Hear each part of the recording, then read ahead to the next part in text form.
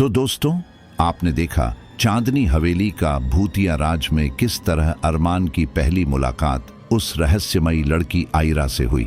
धीरे धीरे उनकी नजदीकियां मोहब्बत में बदलने लगीं, लेकिन हवेली की अंधेरी दीवारों और धुंध से घिरे कमरों में छुपा डर हर पल उनका पीछा करता रहा। कभी गलियारे में धीमी सी फुसफुसाहट सुनाई देती, तो कभी टूटी खिड़की से आती ठंडी हवा में किसी अदृश्य साए की परछाई झलक जाती। आईना अचानक से खुद ब खुद हिलने लगता, दरवाजे अपने आप खुलने बंद होने लगते और आधी रात को गूंजती एक अजीब हंसी दोनों की रूह तक कंपा देती। लेकिन इन सब डर के बीच अरमान ने आखिरकार अपने दिल की बात कह दी और हवेली की छाया में इज़हार मोहब्बत कर डाला। मगर क्या ये प्यार उन्हें बचा पाएगा, या हवेली की शापित आत्माएं उन्हें हमेशा के लिए अपने कब्जे में ले लेंगी? तो चलिए दोस्तों, वीडियो की ओर। तो कैसी हो मेरी प्यारी लॉयल फैमिली, मैं हूं आपका दोस्त मिस्टर गुलशन और स्वागत करता हूं आपके इस प्यारे से चैनल गुलशन हॉरर पॉडकास्ट पर। और एक छोटी सी शिकायत, अगर आपने अब तक सब्सक्राइब नहीं किया है तो प्लीज जल्दी से कर लीजिए, ताकि हमारी हर डरावनी और भूतिया कहानी आप तक सबसे पहले पहुंचे।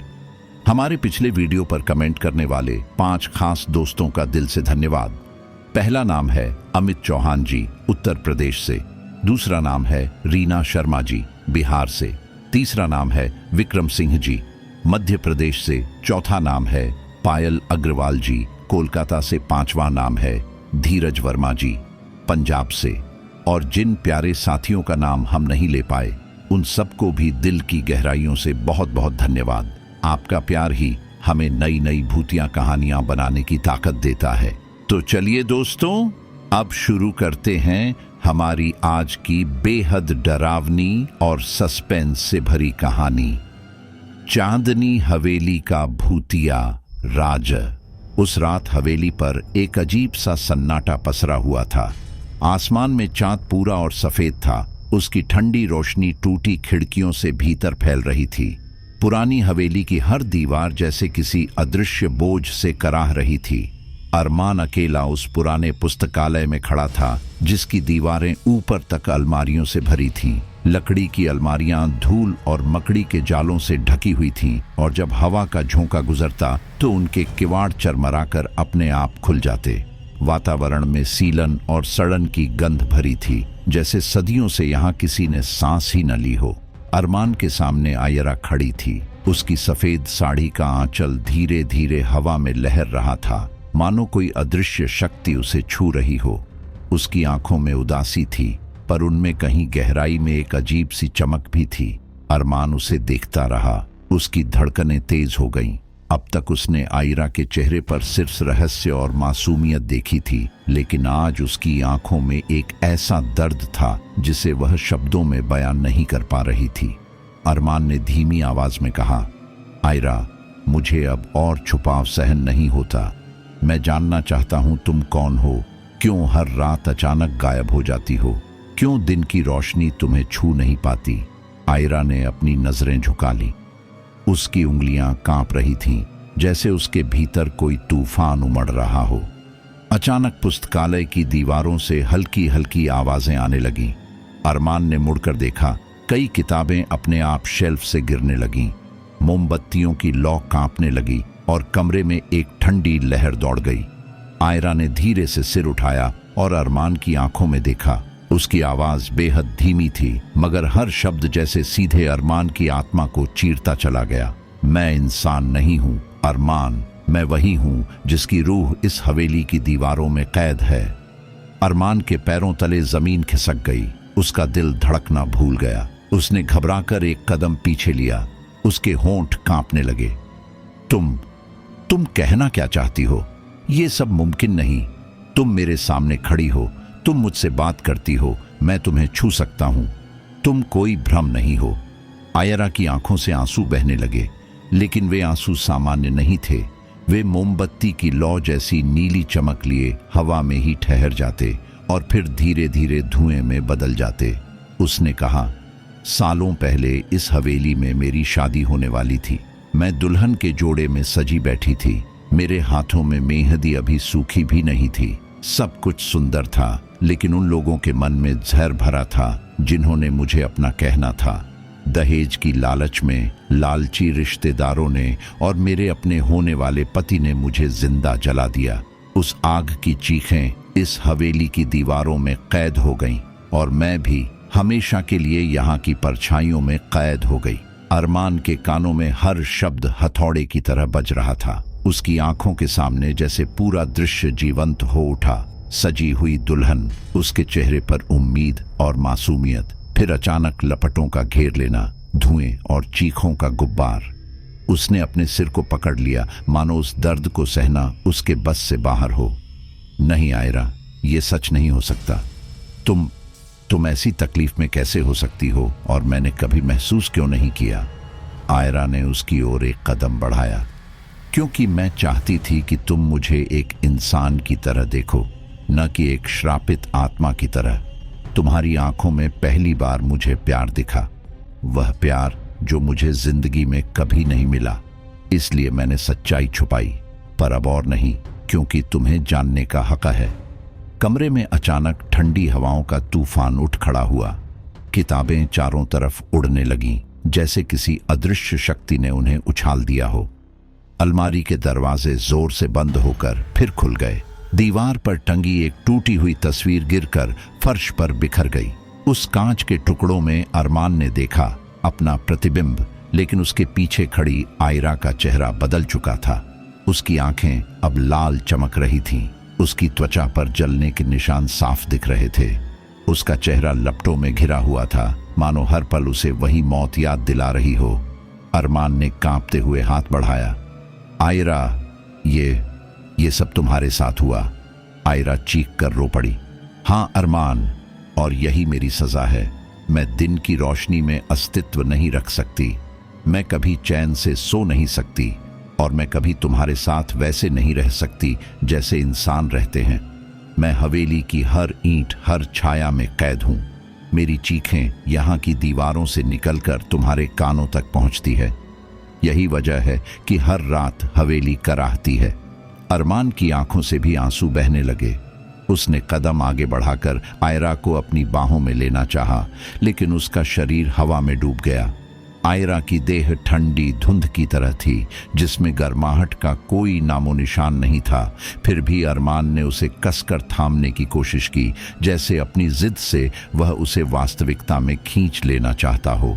आयरा ने उसकी ओर देखते हुए कहा, तुम्हें अब समझना होगा अरमान, यह प्यार आसान नहीं है। मेरे साथ रहना मतलब मौत से दोस्ती करना। अरमान ने गहरी सांस ली। मौत भी अगर तुम्हारे साथ है तो मुझे मंजूर है। मैं तुमसे दूर नहीं जाऊंगा। तुम इंसान हो या आत्मा, श्राप हो या चमत्कार, मुझे फर्क नहीं पड़ता। तुम मेरी मोहब्बत हो।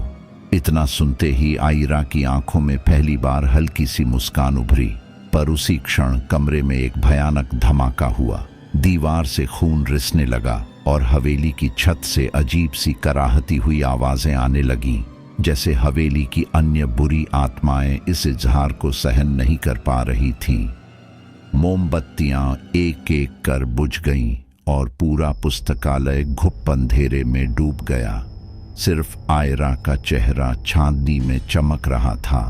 उस रात हवेली पर अंधकार का बोझ पहले से कहीं अधिक भारी लग रहा था, जैसे हवेली खुद यह महसूस कर रही हो कि उसका सबसे गहरा राज अब उजागर हो चुका है और अब उसे रोकने के लिए अपनी पूरी ताकत लगानी होगी। अरमान आयरा की आंखों में सच्चाई देख चुका था। उसने सुन लिया था कि यह हवेली उसकी कैद है, उसका श्राप है, पर इसके बावजूद वह डटा रहा। उसने तय कर लिया था कि चाहे कितनी भी मुश्किलें क्यों ना आए, चाहे पूरा अंधकार उसके सामने खड़ा हो जाए, वह आयरा को इस श्राप से मुक्त कराएगा। हवेली की दीवारें जैसे उसकी जिद का जवाब दे रही थीं। हर ईंट, हर कोना कराह रहा था और एक डरावनी गूंज उठ रही थी, जैसे सैकड़ों अदृश्य रूहें अचानक एक साथ जाग उठी हों। अरमान पुस्तकालय से बाहर निकला तो लंबा अंधेरा गलियारा उसका इंतजार कर रहा था। टिमटिमाती मोमबत्तियां एक एक कर बुझ रही थीं और दीवारों पर परछाइयां अजीब आकार लेने लगीं। उन परछाइयों में हाथ पैर थे, चेहरे थे जो चीखते और हंसते हुए उसे घूर रहे थे। हवेली की सीढ़ियों पर चढ़ते ही उसे महसूस हुआ कि कोई अदृश्य ताकत उसका पीछा कर रही है। कभी ऐसा लगता कि किसी ने उसका कंधा पकड़ लिया, कभी उसके पैरों के पास ठंडी सांसों की लहर दौड़ जाती। वह हर बार मुड़कर देखता, लेकिन पीछे सिर्फ धुंध और अंधेरा होता। आयरा उसके पीछे पीछे चल रही थी। उसका चेहरा पीला पड़ चुका था। उसकी आंखों में डर साफ झलक रहा था, लेकिन उनमें कहीं न कहीं उम्मीद भी थी कि अरमान उसका उद्धार करेगा। उसने कांपती आवाज में कहा, अरमान, अब पीछे हट जाओ। ये हवेली इतनी आसानी से हमें आजाद नहीं करेगी। यहाँ सैकड़ों आत्माएं हैं जो मुझे बांधे हुए हैं। वे हमें कभी एक नहीं होने देंगी। अरमान ने ठंडी हवा से लड़ते हुए उसके हाथों को पकड़ने की कोशिश की, लेकिन उसका हाथ धुंध जैसा था। उसे पकड़ते ही उसकी हथेली से धुआं उठने लगा। फिर भी अरमान ने दृढ़ स्वर में कहा, चाहे जो हो जाए, मैं तुम्हारे साथ खड़ा हूं। ये हवेली, ये आत्माएं, ये श्राप, सब मिलकर भी हमें अलग नहीं कर सकते। इतना कहना ही था कि हवेली की छत से जोरदार धमाका हुआ। पुराने झूमर अपने आप टूटकर नीचे गिरने लगे और सीढ़ियों के पास बिखर गए। चिंगारियों और धूल के बीच अरमान ने देखा कि काले धुएं से बनी परछाइयां आकार लेने लगी हैं। वे अब केवल परछाइयां नहीं थीं, बल्कि भयानक आत्माओं के रूप में सामने आ चुकी थीं।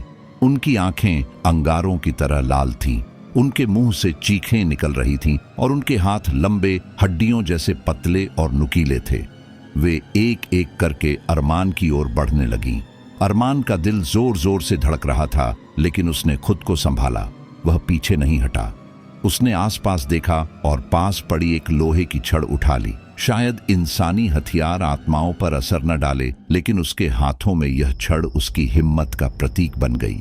उसने छड़ घुमाई और पहली आत्मा की ओर वार किया। एक पल को लगा कि वार बेकार जाएगा, लेकिन जैसे ही छड़ उस धुएं से बनी आकृति से टकराई, वह चीखकर पीछे हट गई। अरमान समझ गया कि उसकी नीयत और साहस ही असली हथियार है। लेकिन आत्माएं एक दो नहीं थीं, वे दर्जनों थीं और हर दिशा से उसकी ओर बढ़ रही थीं। कभी कोई ऊपर से छलांग लगाती, कभी दीवार से निकलकर उसका रास्ता रोक लेती। अरमान ने बार बार छड़ घुमाई, लड़खड़ाया, गिरा, लेकिन हर बार खड़ा हो गया। उसके माथे से पसीना बहने लगा था। उसका शरीर थक चुका था, मगर उसकी आंखों में वही जिद थी। आयरा उसे देख रही थी। उसकी आंखों से आंसू लगातार बह रहे थे। वह चाहती थी कि अरमान रुक जाए, खुद को बचा ले, लेकिन अरमान का चेहरा साफ कह रहा था कि अब वह पीछे नहीं हटेगा। लड़ाई के बीच अचानक पूरी हवेली गूंज उठी। दीवारों से खून बहने लगा और फर्श पर लाल धाराएं फैल गईं। उन धाराओं में आत्माओं के चेहरे उभरने लगे। वे सब चीख चीख कर आयरा का नाम ले रही थीं, जैसे उसे अपने साथ खींच लेना चाहती हों। आयरा चीख उठी और पीछे हटने लगी। उसकी देह कांप रही थी। उसने अरमान से कहा, नहीं, वे मुझे ले जाएंगी। तुम भाग जाओ अरमान, तुम्हें मेरे लिए मरने की जरूरत नहीं है। लेकिन अरमान ने एक पल के लिए भी उसका हाथ छोड़ने की कोशिश नहीं की।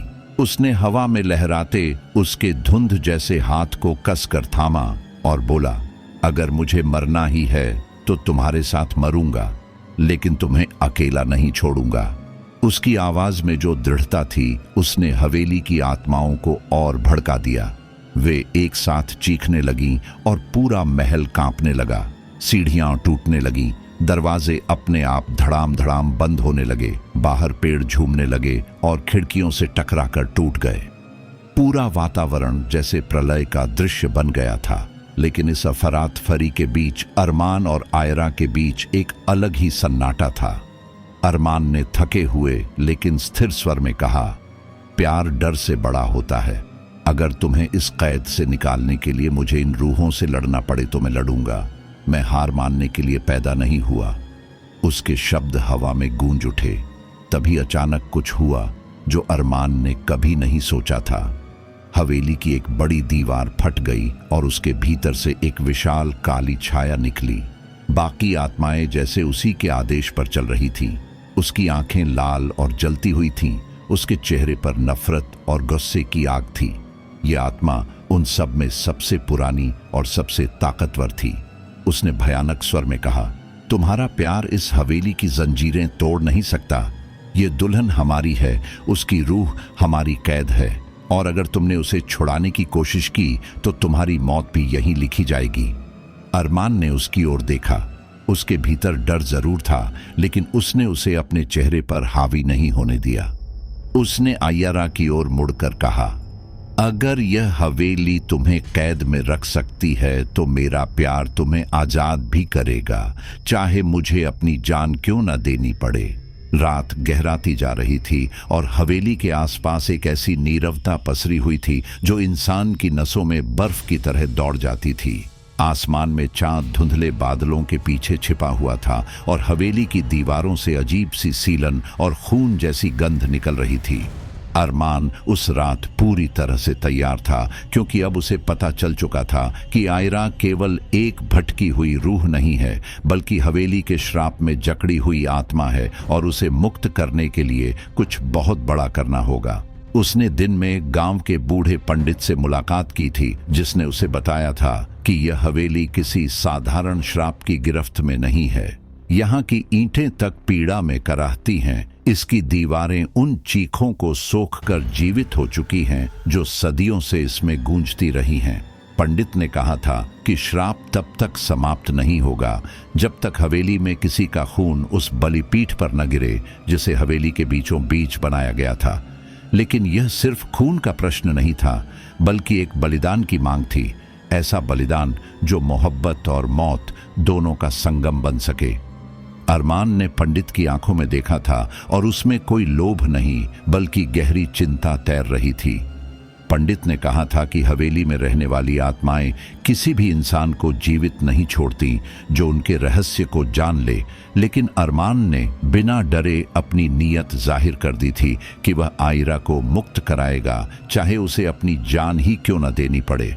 रात होते ही वह हवेली की ओर बढ़ा। हाथ में लाल रंग का धागा बंधा हुआ था, जिसे पंडित ने उसकी रक्षा के लिए दिया था। लेकिन हवेली में प्रवेश करते ही उस धागे की गर्मी जैसे ठंडी पड़ गई और हवेली की हवाओं ने उसकी आत्मा को झकझोर दिया। दरवाजा चरमराकर अपने आप खुल गया और भीतर एक लंबा अंधकार उसका इंतजार कर रहा था। वह अंदर बढ़ा तो दीवारों से जैसे सांपों की फुफकारें सुनाई दी। फर्श पर पड़ी टूटी फूटी मूर्तियां, धूल से ढके पर्दे और छत से लटकते जाले किसी प्रेत लोक की तरह भयावह प्रतीत हो रहे थे। वह धीरे धीरे हवेली के उस हिस्से तक पहुंचा जहां बलिपीठ स्थित था। वहां पहुंचते ही उसकी सांसें थम सी गईं। एक गोल पत्थर का चबूतरा था जिसके चारों ओर लाल रंग के पुराने धब्बे जम चुके थे, मानो सदियों से यहां खून बहाया गया हो। उस चबूतरे के आसपास हवा भारी हो चुकी थी और अंधकार जैसे जीवित होकर उसके चारों ओर घूमने लगा। अचानक हवा तेज हुई और एक एक करके हवेली की हर खिड़की खुद ब खुद बंद होने लगी, मानो कोई अदृश्य शक्ति उसे कैद कर रही हो। उसी पल आयरा उसके सामने प्रकट हुई। उसकी आंखों में दर्द और डर दोनों तैर रहे थे। उसने कहा कि अरमान तुरंत यहां से चला जाए, क्योंकि हवेली अब उसकी जान लेने को बेताब है। लेकिन अरमान अडिग खड़ा रहा। उसने कहा कि वह अब पीछे नहीं हटेगा। इतना सुनते ही हवेली की दीवारों से अजीब अजीब साए निकलने लगे। वे साए इंसानों जैसे दिखते थे, लेकिन उनकी आंखें खोखली थीं, जैसे गड्ढे। उनकी चीखें कान फाड़ देने वाली थीं। वे सब अरमान के चारों ओर मंडराने लगे। हवा में धूल और राख उड़ रही थी और बलिपीठ से एक लाल चमक निकलने लगी थी। अचानक किसी ने अरमान के कंधे पर हाथ रखा। उसने पलटकर देखा तो वह बूढ़ा पंडित था जिसने उसे सावधान किया था। पंडित ने मंत्रोच्चार शुरू किया और उसकी आवाज गूंजती चली गई। मंत्रों की ध्वनि जैसे जैसे तेज होती गई, हवेली की दीवारें कांपने लगीं और उन साइयों की चीखें और भी उग्र हो गईं। ऐसा लग रहा था जैसे हवेली खुद इस अनुष्ठान को रोकना चाहती हो। अरमान बलिपीठ के सामने खड़ा हो गया। उसकी नसें कांप रही थीं, लेकिन उसका दिल दृढ़ था। आयरा उसके सामने रो रही थी। उसने कहा कि वह उसे छोड़ दे और भाग जाए, लेकिन अरमान ने उसकी आंखों में गहराई से देखते हुए कहा कि प्यार अगर केवल पाने का नाम होता तो वह कब का हार मान चुका होता, मगर उसका प्यार तो मुक्ति का नाम है और वह आज इसे साबित करेगा। पंडित ने उसे संकेत दिया कि अब समय आ गया है। अरमान ने अपनी हथेली पर छुरा चलाया और खून की लाल बूंदें बलिपीठ पर टपकने लगीं। जैसे ही खून पत्थर को छूता, पूरी हवेली में एक अजीब गंध फैल गई और वह पत्थर लाल रोशनी से चमक उठा। साये चीखने लगे, मानो उनकी आत्माएं जल रही हों। आसमान में अचानक गरज के साथ बिजली कड़की और हवेली के ऊपर काले बादलों का साया मंडराने लगा। पंडित लगातार मंत्र पढ़ रहा था और अरमान का चेहरा पीड़ा से विकृत हो रहा था, लेकिन वह डटा रहा। अचानक आयरा की रूह कांपने लगी। उसके शरीर से धुएं जैसी काली परतें निकलने लगीं। उसने चीखते हुए कहा कि यह सब वह सहन नहीं कर सकती। अरमान ने उसकी ओर हाथ बढ़ाया, लेकिन तभी बलिपीठ पर बनी आकृतियां जलने लगी और उनकी रोशनी इतनी तेज हो गई कि पूरा आंगन जैसे आग में बदल गया हो। हवेली की छत से जलते हुए टुकड़े गिरने लगे और हर दीवार से खून की धार बहने लगी। फिर एक क्षण ऐसा आया जब सब कुछ ठहर गया। हवा थम गई, चीखें चुप हो गई और केवल बलिपीठ की रोशनी बची। उस रोशनी में आयरा का चेहरा शांति से चमक रहा था। उसकी आंखों से आंसू गिर रहे थे, लेकिन वह मुस्कुरा रही थी। उसने कहा कि अरमान ने असंभव कर दिखाया है। हवेली का श्राप टूट चुका था और अब उसकी आत्मा आजाद हो जाएगी। लेकिन यह आजादी अरमान के लिए हमेशा का वियोग लेकर आएगी, क्योंकि श्राप के नियम में लिखा था कि जो इसे तोड़ेगा वह स्वयं हवेली का हिस्सा बन जाएगा। अरमान ने उसकी मुस्कान में सुकून पाया। उसने कहा कि उसे अफसोस नहीं है, क्योंकि उसने अपना वादा निभाया। जैसे ही उसने यह कहा, बलिपीठ की लाल रोशनी काली धुएं में बदल गई और हवेली की नींव हिलने लगी। पंडित ने अंतिम मंत्र बोला और आयरा की रूह धीरे धीरे हवा में घुलने लगी। वह अरमान की ओर बढ़ी, उसके चेहरे को छूने की कोशिश की, लेकिन उसके हाथ पारदर्शी होकर गायब हो गए। अरमान की आंखें नम थीं, लेकिन उनमें डर नहीं था। वह शांत खड़ा रहा और अगले ही पल हवेली की दीवारों ने उसे निगल लिया। हवेली की वह रात बाकी सब रातों से अलग थी। आसमान पर काले बादलों की मोटी चादर तनी हुई थी और चांद बार बार बादलों के पीछे छिपकर मानो अपने ही आंसुओं को रोक रहा था। हवा में अजीब सी घुटन थी, जैसे किसी अनजानी बर्बादी की आहट हर दिशा से सुनाई दे रही हो। हवेली की पुरानी दीवारें चरमरा रही थीं, खिड़कियों के शीशे अपने आप हिलते हुए भूतिया संगीत रच रहे थे। इस खौफनाक माहौल के बीच अरमान हवेली के बीचों बीच बने उस पुराने आंगन में खड़ा था, जहां पत्थरों से बना एक प्राचीन वेदी जैसा स्थान मौजूद था। उसी वेदी पर उसे अपना लहू बहाना था, क्योंकि यही वह आखिरी रास्ता था जो आयरा की रूह को आजादी दे सकता था। आयरा उसके सामने खड़ी थी, लेकिन उसकी आंखों में आज पहली बार डर साफ झलक रहा था। वह कभी अरमान की तरफ देखती तो कभी उस जलती हुई पवित्र अग्नि की तरफ, जो हवेली की काली आत्माओं को पीछे धकेल रही थी। उसकी आवाज कांप रही थी, जैसे हर शब्द उसकी आत्मा को चीर रहा हो। नहीं अरमान, तुम यह सब नहीं कर सकते। यह पागलपन है। तुम्हारी जिंदगी मुझसे कहीं ज्यादा कीमती है। मैं एक भटकती हुई आत्मा हूं। मुझे मुक्ति मिल भी जाए तो क्या? तुम्हें अपनी जान देकर यह सब क्यों करना चाहिए? अरमान ने उसकी तरफ एक गहरी नजर से देखा। उसके चेहरे पर डर नहीं था, बल्कि एक दृढ़ संकल्प की चमक थी। आयरा, तुम्हें समझ नहीं आता कि मेरे लिए जिंदगी का मतलब सिर्फ तुम हो। अगर तुम इस हवेली की कैद में रहोगी तो मेरी सांसें वैसे भी अधूरी रहेंगी। अगर मैं आज तुम्हें आजाद नहीं कर पाया तो जिंदगी भर इस बोझ के साथ जीना मेरे लिए मौत से भी बदतर होगा। मैं तुम्हें चाहता हूं, सिर्फ इस जन्म के लिए नहीं, बल्कि हर जन्म के लिए। और अगर इस प्यार को साबित करने के लिए अपनी जान देनी पड़े तो मैं उसे खुशी खुशी स्वीकार करता हूं। उसकी बात सुनकर आयरा की आंखों से आंसू बहने लगे। उसके आंसू जमीन पर गिरते ही हल्की सी चिंगारी पैदा कर देते, मानो उसकी रूह का दर्द खुद आग में बदल रहा हो। हवेली की दीवारों पर बनी पुरानी आकृतियां अचानक हिलने लगीं। उन आकृतियों से काले धुएं जैसे साए निकलने लगे, जो चारों तरफ फैल गए। वे आत्माएं थीं जो सदियों से इस हवेली में कैद थीं और अब अरमान की कुर्बानी को रोकना चाहती थीं। वे भयानक आवाजों में चिल्ला रही थीं, जैसे हवेली की हर ईंट उनसे कह रही हो कि अगर अरमान ने यह कदम उठा लिया तो उनका अस्तित्व मिट जाएगा। अरमान ने गहरी सांस ली और पंडित से सुनी हुई सारी बातें याद की। वेदी पर खड़े होकर उसने अपनी हथेली में चाकू उठाया। लोहे की धार चांदनी में चमक रही थी और उसका दिल मानो तेज डमरू की तरह धड़क रहा था। जैसे ही उसने अपनी हथेली चीरने के लिए हाथ उठाया, हवेली की आत्माएं भयानक रूप लेने लगीं। दीवारों से खून रिसने लगा। आंगन में लगे पुराने पेड़ की शाखाएं सांपों की तरह लहराने लगीं और चारों तरफ से गूंजती हुई हंसी अरमान के कानों को चीर रही थी। आयरा चिल्लाई, नहीं अरमान, प्लीज रुको, मैं तुम्हें खोकर जी नहीं पाऊंगी। तुम समझ क्यों नहीं रहे? तुम्हारी मौत मेरी मुक्ति नहीं होगी, बल्कि मेरी नई कैद होगी। मैं तुम्हें खोकर कभी भी चैन से नहीं रह पाऊंगी। उसकी चीख हवेली के अंधेरे को चीरती हुई निकल रही थी, लेकिन अरमान के कानों तक अब सिर्फ अपने दिल की धड़कन पहुंच रही थी। वह दिल की आवाज कह रही थी कि यही प्यार का सच्चा इम्तिहान है। अरमान ने चाकू अपनी हथेली पर गहराई से चलाया। जैसे ही खून की पहली बूंद वेदी पर गिरी, हवेली की जमीन कांप उठी। ऐसा लग रहा था मानो सदियों से सोई हुई कोई ताकत जाग उठी हो। हवा में एक तीखी सी गंध फैल गई, जैसे लोहे और राख की मिली जुली महक हो। आत्माएं और जोर से चीखने लगीं। उनके चेहरे विकृत होते गए।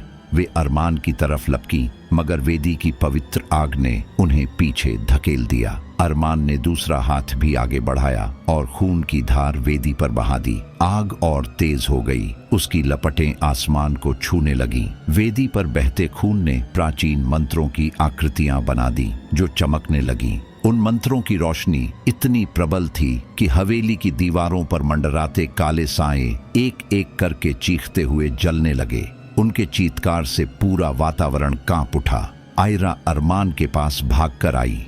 उसने अपने हाथों से उसके जख्मों को रोकने की कोशिश की, लेकिन खून रुकने का नाम ही नहीं ले रहा था। उसकी आंखों से निकलते आंसू अब रोशनी में बदलने लगे थे। वह रोशनी अरमान के चारों ओर एक कवच की तरह फैल गई। अरमान ने धीमी आवाज में कहा, आयरा, अब रो मत। यही वह पल है जब हम सचमुच एक हो रहे हैं। तुम्हें आजाद होते देखना ही मेरी आखिरी ख्वाहिश है। अचानक आसमान से बिजली गिरी और हवेली की छत का एक हिस्सा ढह गया। भीतर का अंधेरा और ज्यादा उग्र हो गया। लेकिन उसी पल आयरा की रूह का आकार बदलने लगा। उसका चेहरा चमकने लगा। उसका शरीर पारदर्शी होकर धीरे धीरे प्रकाश में बदलने लगा। वह हवेली की दीवारों से निकलने वाले अंधेरे के बीच खड़ी थी और उसकी मुस्कान में सदियों का दर्द घुल रहा था। आयरा ने कांपती हुई आवाज में कहा, अरमान, तुम्हारी कुर्बानी ने मुझे वह आजादी दी है जो मैं जन्मों से चाह रही थी। अब मैं इस श्राप से मुक्त हो रही हूं, लेकिन तुम्हें छोड़कर जाना मेरी सबसे बड़ी सजा है। अगर रूहें सच में अमर होती हैं तो मैं हर जन्म तुम्हारे पास लौट आऊंगी। अरमान का शरीर धीरे धीरे कमजोर पड़ने लगा। उसका खून जमीन में समा चुका था और वेदी की लपटें अब आसमान को चीरती हुई फैल गई थीं। हवेली की सारी बुरी आत्माएं धुएं में बदलकर गायब हो गईं। हवेली का शाप टूट चुका था, लेकिन उसी के साथ अरमान की सांसें भी धीमी होती चली गईं। उसकी आंखें आयरा की फेडिंग होती आकृति पर टिकी रहीं। वह आखिरी बार मुस्कुराया और बुदबुदाया, अब तुम आजाद हो। जैसे ही उसकी आंखें बंद हुईं, आयरा की रूह पूरी तरह से प्रकाश में बदलकर आसमान की ओर उठ गई। हवेली की खामोशी में जैसे वक्त भी थम गया था।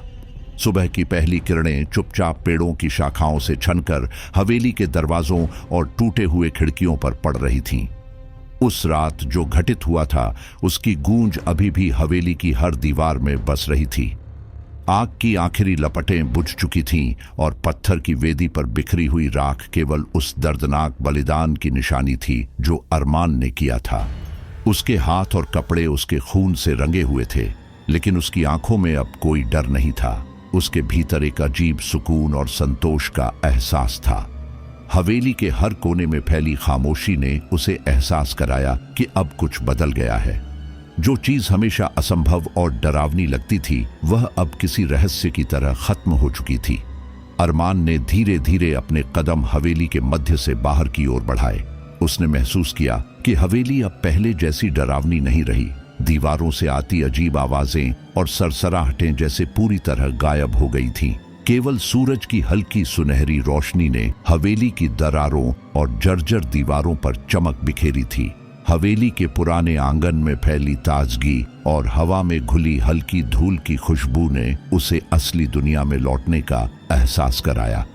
अरमान ने अपने आसपास देखा, हर जगह सन्नाटा था, लेकिन उस सन्नाटे में भी कोई अदृश्य ऊर्जा मौजूद थी, मानो हवेली के भीतर रहने वाली आत्माओं ने रात भर की लड़ाई के बाद उसे आजाद किया हो। वह धीरे धीरे हवेली के मुख्य दरवाजे की ओर बढ़ा।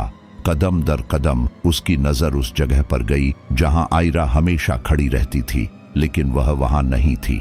अरमान की रूह में हल्की सी उदासी हुई। उसे अपनी आंखों के सामने आयरा की झलक याद आई। उसकी मंद रोशनी में चमकती हुई आंखें, हल्की हवा में उड़ती हुई सफेद पोशाक और उसकी मुस्कान जो डर और मोहब्बत के बीच एक नाजुक संतुलन बनाए हुए थी।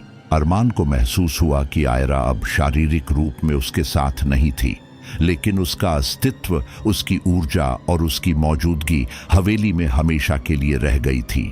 अरमान ने हवेली की ओर एक अंतिम बार देखा। उसकी नजरें दीवारों और खिड़कियों के दरारों में बस गईं। उसे लगा जैसे हर दरार में आयरा की परछाई नाच रही हो। हवेली के आंगन में फैला हल्का धुंध का घेरा अब धीरे धीरे कम हो रहा था और सूरज की रोशनी उसे पूरा हॉल और आंगन दिखा रही थी। अरमान ने महसूस किया कि जिस डर और अनिश्चितता ने उसे रात भर परेशान किया, वह अब गायब हो चुकी है। उसके भीतर अब केवल प्यार और शांति का एहसास था। उसने हवेली की ओर से पीछे मुड़कर देखा। हर चीज अब शांति में डूब चुकी थी। आंगन के बीच में खड़ा वह पत्थर का वेदी जिस पर उसका खून बहा था, अब केवल एक निशानी बनकर रह गया था। अरमान ने अपनी हथेली से उस वेदी को छुआ और हल्का सा मुस्कुराया। उसने महसूस किया कि उसकी कुर्बानी व्यर्थ नहीं गई। आयरा अब स्वतंत्र थी। उसकी आत्मा अब हवेली के जंजीरों से मुक्त थी और वह कहीं भी जा सकती थी, लेकिन उसकी ऊर्जा और प्यार अरमान के साथ हमेशा के लिए जुड़े रहेंगे। अरमान ने हवेली से कदम बाहर रखा। बाहर का वातावरण उसके अंदर एक नई ऊर्जा भर रहा था। हवा में ताजगी थी और पक्षियों की हल्की चहचहाहट ने उसे यह एहसास दिलाया कि दुनिया अब फिर से जीवन से भरी हुई थी। लेकिन उसके भीतर एक गहरा एहसास था कि आयरा की आत्मा कभी पूरी तरह से उसे छोड़कर नहीं जाएगी। वह हमेशा कहीं न कहीं उसके साथ होगी, उसकी यादों और उसके सपनों में। वह हवेली की ओर पीछे मुड़ा और एक बार फिर उसके मन में यह ख्याल आया कि प्रेम का असली रूप मृत्यु और समय की सीमाओं से परे होता है। आयरा की आत्मा ने उसे यह सिखाया था कि सच्चा प्यार केवल शारीरिक उपस्थिति या सांसों तक सीमित नहीं होता। यह आत्मा का संबंध है जो समय, दूरी और दुनिया की सीमाओं से परे रहता है। अरमान ने महसूस किया कि अब वह अकेला नहीं था। हवेली का पूरा वातावरण, उसकी दीवारें, फर्श, खिड़कियां और खामोशी, सब में आयरा की यादें और उसकी मौजूदगी बसी हुई थी। वह धीरे धीरे शहर की ओर चल पड़ा। रास्ते में हर कदम के साथ वह अपने भीतर एक नई पहचान बना रहा था। अब उसे डर नहीं लगता था, क्योंकि उसने आत्मा और प्रेम की सच्चाई को देखा था। हर कदम के साथ उसे यह एहसास हुआ कि उसकी और आयरा की कहानी भले ही शारीरिक रूप से पूरी न हुई हो, लेकिन यह अमर बन चुकी थी। हर चांदनी रात, हवेली की खामोशी और हवेली के पुराने आंगन की हर झुर्री और दरार उसकी और आयरा की अमर मोहब्बत की गवाह बन गई थी। अरमान के मन में यह स्पष्ट था कि आयरा की आत्मा अब कहीं भी जा सकती थी, लेकिन उसकी प्रेम भरी ऊर्जा हमेशा हवेली में और अरमान के साथ बनी रहेगी। उसने यह भी महसूस किया कि सच्चा प्रेम केवल देख पाने या छू पाने तक सीमित नहीं होता। यह महसूस करना और जानना होता है कि किसी का अस्तित्व आपके जीवन में हमेशा के लिए शामिल हो गया है, भले ही वह आपके सामने दिखाई न दे। वह शहर में लौट आया, लेकिन उसकी आंखों में अब पहले जैसा डर नहीं था। हर जगह, हर चेहरा और हर दृश्य में उसे आयरा की झलक मिलती। उसके अंदर एक नई समझ और एक नई शक्ति जाग उठी थी। उसने महसूस किया कि उसने न केवल एक आत्मा को मुक्ति दिलाई है, बल्कि उसने स्वयं को भी जीवन और प्रेम की सच्चाई से परिचित कराया है। अरमान अब रोज चांदनी रात में हवेली की ओर देखता और उसे लगता कि आयरा कहीं दूर नहीं, बल्कि हमेशा उसके करीब थी। हवेली के उस आंगन में अब केवल चुप्पी नहीं, बल्कि उसकी और आयरा की अमर मोहब्बत की कहानी बसती है। हर हवा का झोंका, हर धुंध का अंश और हर सूरज की किरण उसे आयरा की मुस्कान और उसकी शांति की याद दिलाती है। उसकी कहानी अब केवल हवेली की दीवारों में नहीं, बल्कि उसकी आत्मा और उसके जीवन में हमेशा के लिए अंकित हो गई थी। अरमान ने महसूस किया कि मोहब्बत का असली रूप केवल साथ होने या न होने में नहीं है, यह आत्माओं और जीवन की गहराई में बसा हुआ है।